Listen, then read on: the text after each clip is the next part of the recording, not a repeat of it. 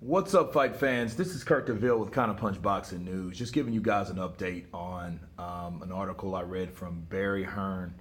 Barry Hearn has stated that over a dozen calls, 4 or 5 emails, the constant increase in offers to Deontay Wilder, to Team Wilder, no one has responded, no comment. And that leads me to believe that they don't want the fight.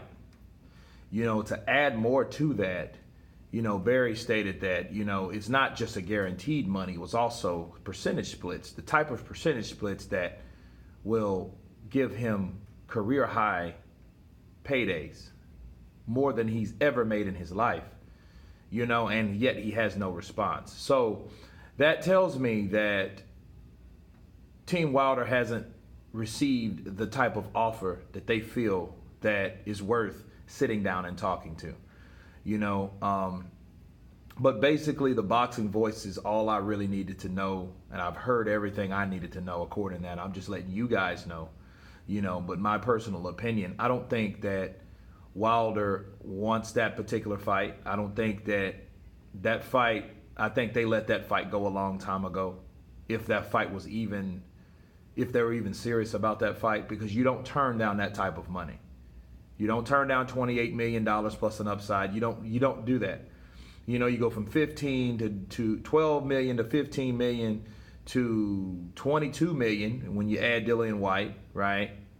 And now it's 28 plus an upside. Now it's more percentage. Look, they don't want the fight, okay? But it's like this. For you Wilder fans, you have to understand, if you guys want him to make 50-50, he hasn't done that. Even with his last fight, sure, he had his first pay-per-view, but that's not enough. Okay? That's not enough to, he didn't even win.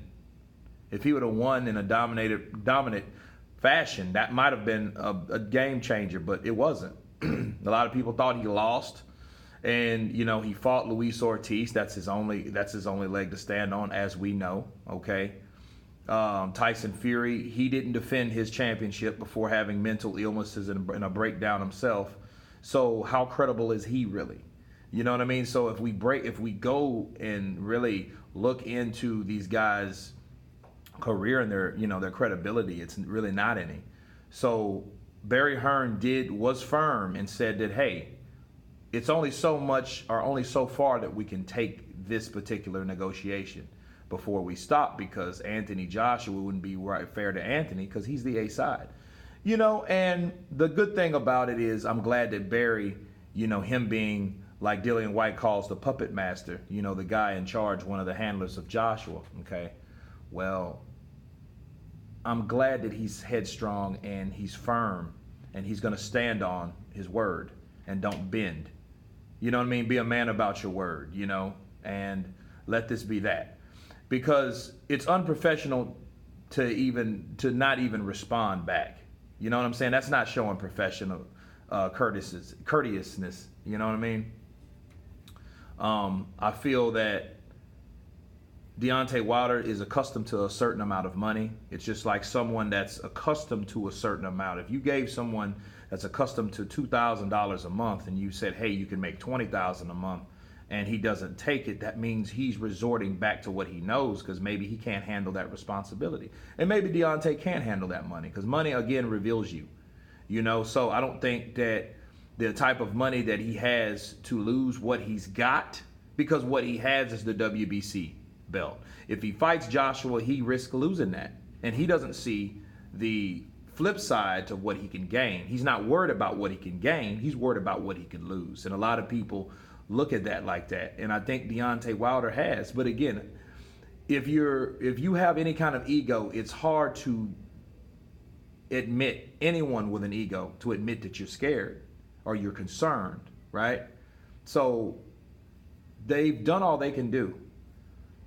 We've already figured out who was ducking. Deontay Wilder's team doesn't want that fight, and it's not because of money. It's not. I used to think it's because of money. No, it's not.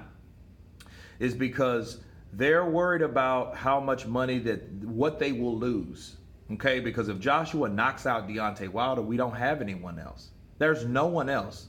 We have Jarrell Miller, but he signed with Matchroom. Everyone on the Al Heyman side, those guys, want to keep their fighters in-house. Okay? That's why. And then you got to ask yourself, why did it take them so long to bring this guy out of his shell? You know what I mean? 40 fights and you guys are just now? You know what I mean? That tells you a lot about how they felt about their fighter. But you have the big wigs that are offering you money, and increasing that offer, day by day, and you're not even responding. That just shows you that you're not even accustomed to the type of business negotiations that you need. You're not. You know what I mean? In Deontay Wilder's camp, they know, because they're not used to handling that type of money when concerning him. Okay, guys? They're not worried about Deontay. This isn't Floyd. They know that. They know we can't bank on Deontay Wilder, and Deontay Wilder showed us in the Fury fight. You know what I'm saying? Those guys were sitting on the edge of their seats. They're like, damn, wait a minute. Fury might win this fight. Please, we need a knockdown. We need something big. His coach, his trainer was telling them that. Luda Bell and all those guys were like, shit, Tyson Fury looks really good. So they know we're not going to step out on a limb for our boy, for Deontay Wilder anymore. We're not going to, no. We'd rather get what we're going to get from him like we've been getting versus risk losing it all. Does that make sense to everybody? Because it's like Deontay's accustomed to making here, $2-3 million. He made $4 million guaranteed on his last fight, plus a little bonus or whatever. And it's not much more than that. So he might make $6 million, but that's it. And in Deontay's eyes, guys, that's a lot of money to him. So he's not really tripping, which is a lot of money, but it's not the type of money that Joshua's used to. You know what I mean? And Eddie and Barry, they probably get a percentage that's bigger than Deontay's whole damn career cut, right?